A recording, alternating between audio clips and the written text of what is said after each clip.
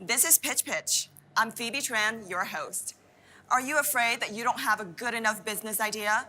You don't need to. This is a show where you just need that one idea and that dream and aspiration to turn it into reality.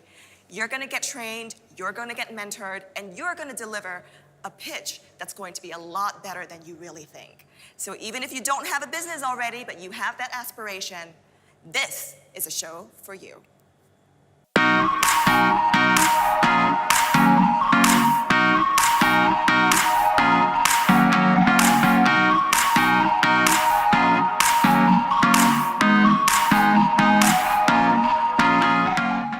So we're all here today, and I'd really like to take this opportunity for you guys to really share what are some of the issues you have right now, starting out. And Tony can definitely give a lot of great advice. So who wants to go first?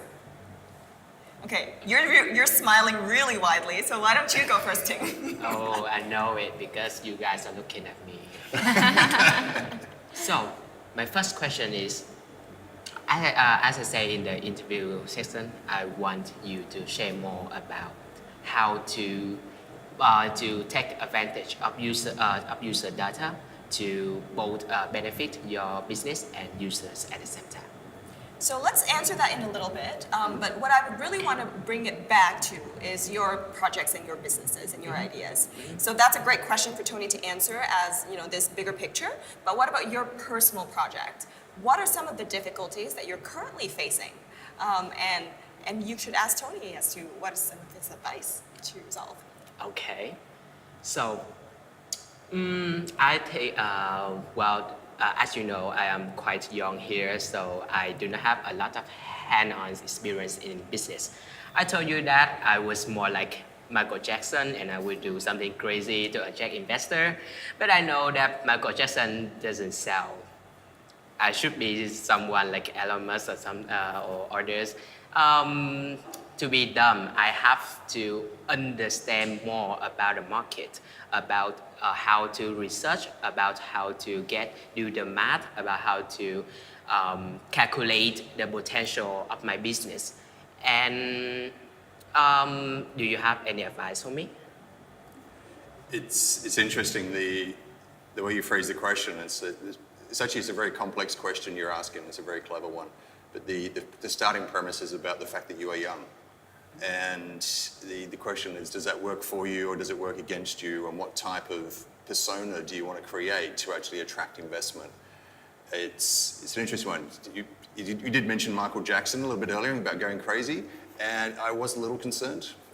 I thought that could be the craziest idea you've had yet and probably won't work. But being here from Australia, something I'm actually learning a lot about is the difference between the Australian culture and the Asian culture about how to sell. And so maybe crazy works. We'll see. The key thing actually with a lot of people is when they think about age, is they get worried about it. Some people are too young, some people are too old, and everyone tries to work out what's the right age. Now, what we know from statistics is that the most successful startups are typically done by people much older than yourself, much older than any of the three of you sitting here. So we actually know typically it's actually in the age of 35 to 50. And what that's about is that a lot of people, as you said, you don't have the business experience. So to get to business and to really make things work is more about how do I get that experience, how do I actually understand what it takes to build a business. Typically people in the older age bracket know that.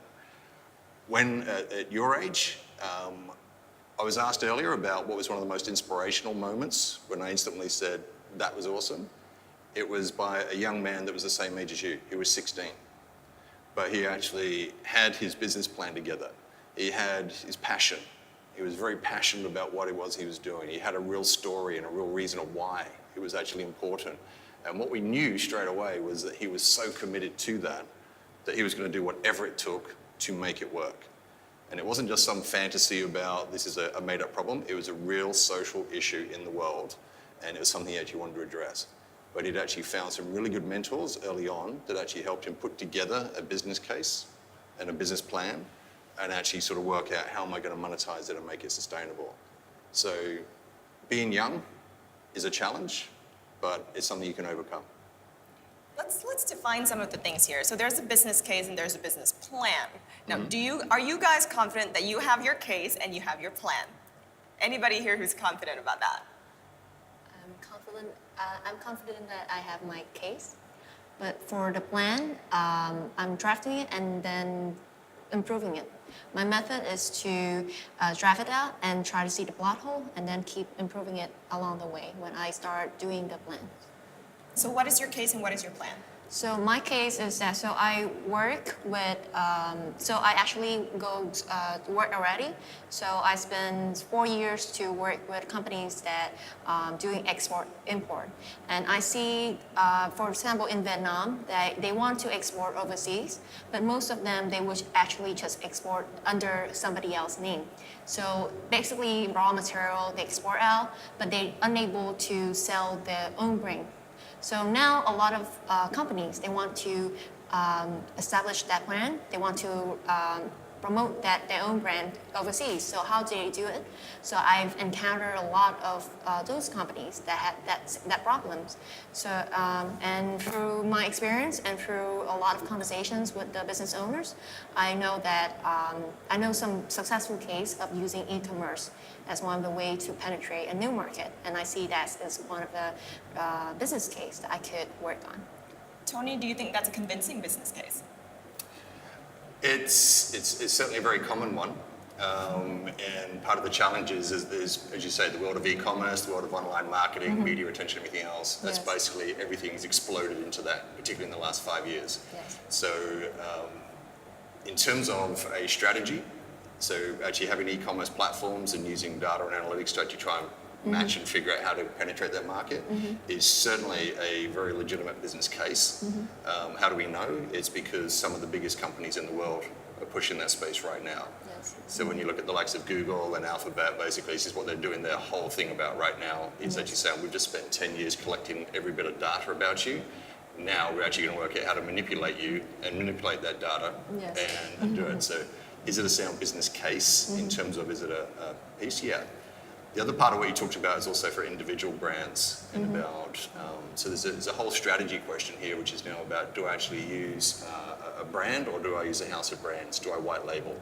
And for a lot of companies, they do want to actually get out and have their own brand. Yes. And they just say, oh, it's an ego-based thing largely. It's like, I want my brand out there, I want to be different. For many companies, that actually won't work. And they're actually better off actually white labeling and actually having a distribution channel and a parallel go-to-market strategy. Yes. So in a broad context, it's like, is it potentially viable? Yes. Does it have to be taken and tailored to the actual individual company? Absolutely. So yeah, and I'm interested to learn more about it. Yes. Thank you. What about you guys? What is your business case and what is your business plan? Actually, I have a personal problem. Yes, so my teams had 10 members, and we already pushed a lot to develop the prototype within 1 month. So my choices is to first to find new opportunity to meet new people and call for funding, or second, I have to meet everyone in person and to connect every member of my team. Which one is more important? So defining priority. Yes. So that's a really interesting question, particularly for a startup. You're saying basically define priorities. I've got very limited resources. I really don't know where I'm going with this, and where do I start putting my resources or my energies into? Because I can burn that up very quickly. And we actually do see a lot of companies will actually put their energy and their resources into the wrong area and basically run out of what we call runway very, very quickly. So to really answer that, I need to know a little bit more about the product, the market, and the business case. But in terms of, as you say, if I've got 10 people, I've built a prototype, or what we call an MVP, minimum viable product, in 1 month. Yes. That's a good start. You're saying, okay, do I get investors on board? It would have to be a really, really, really, really good pitch and exciting to get someone on board that early stage, because a lot of people actually develop an MVP, but they actually haven't proven that there's actually a market for it. So the first thing we always talk about is that the biggest reason for failure in startup land is poor product market fit.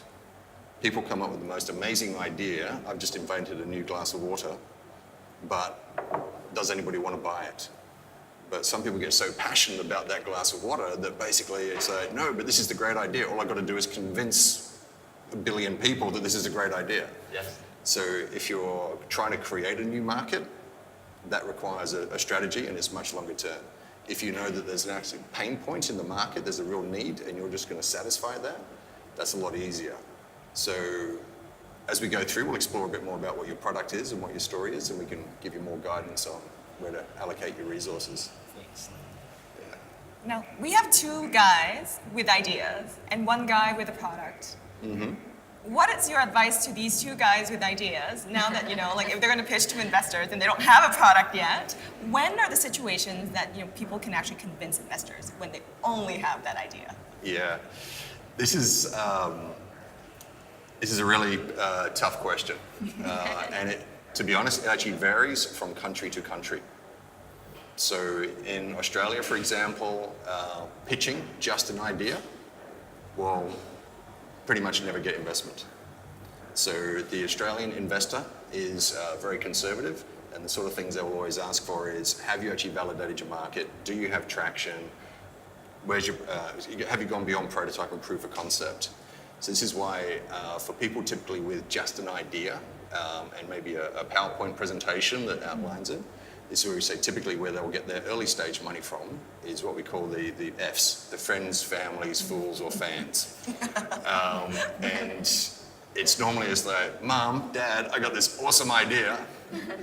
Can you give me an advance of my pocket money for the next 20 years so that I can actually get this thing off the ground?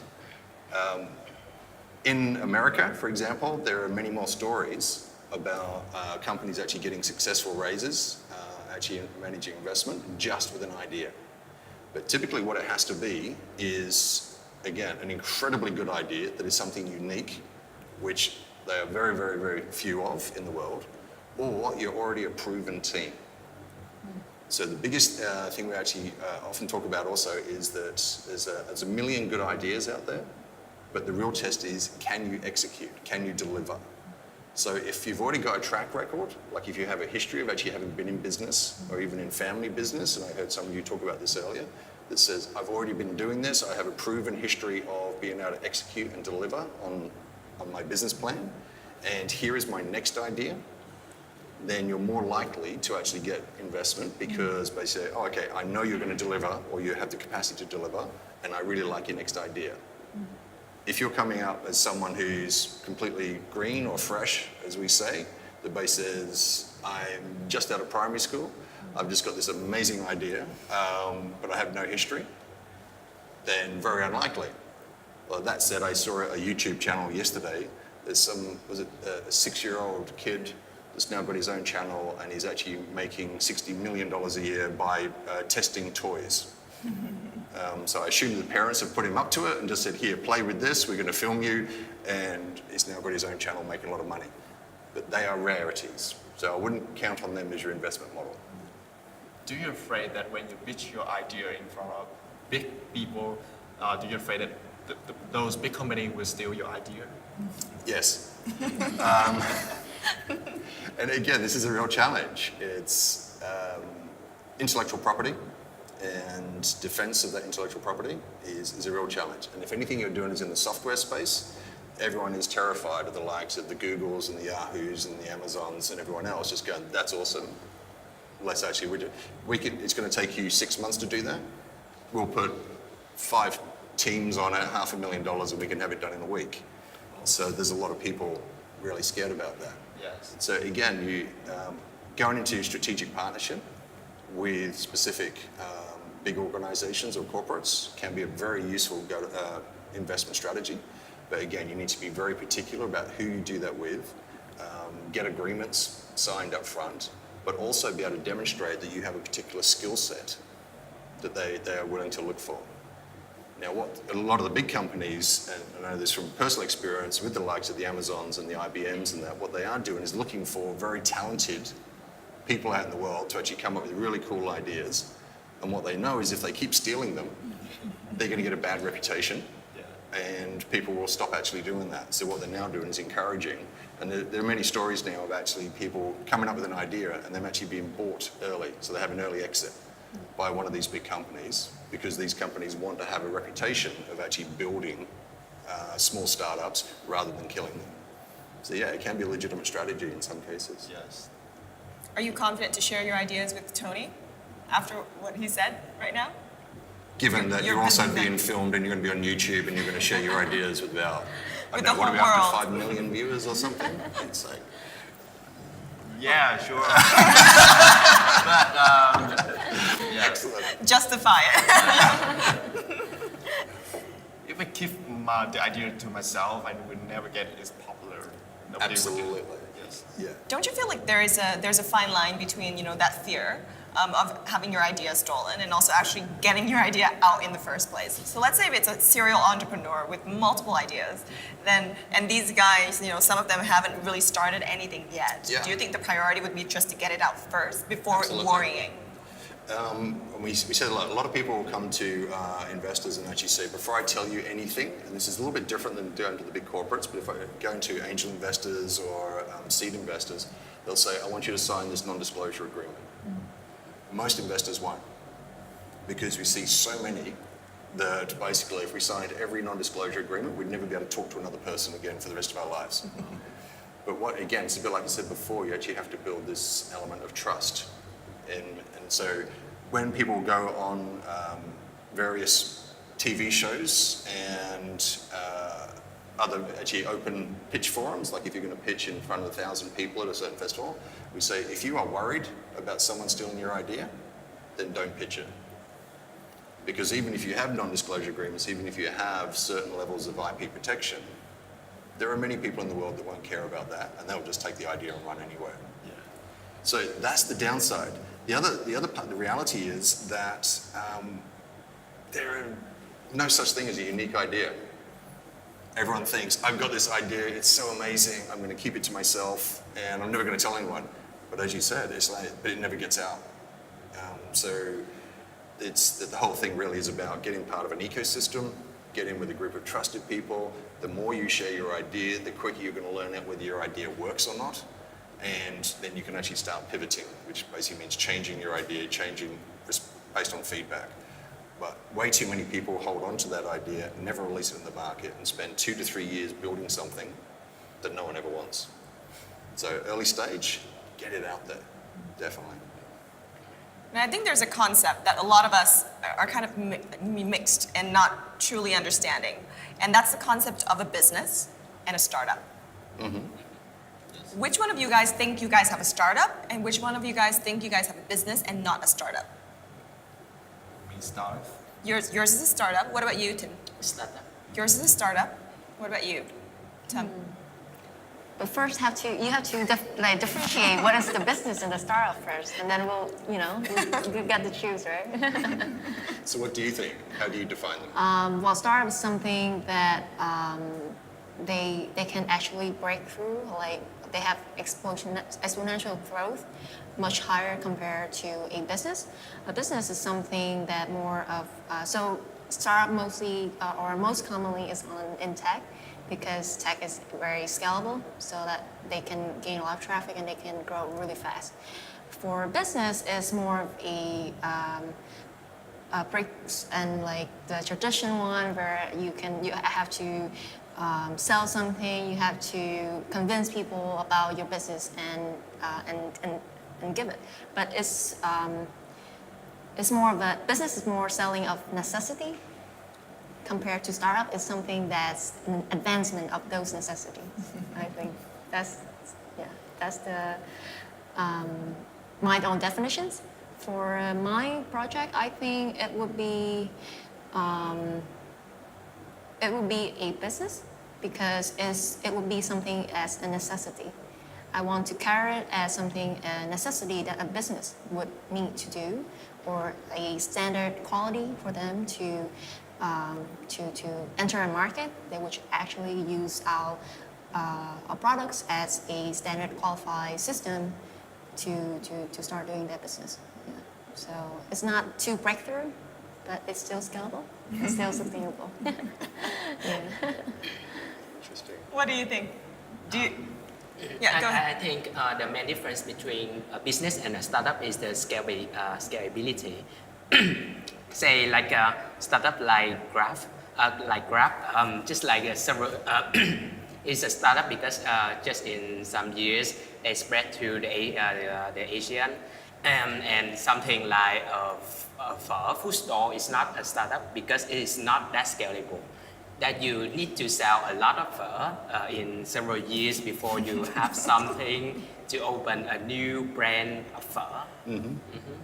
So that's what I think.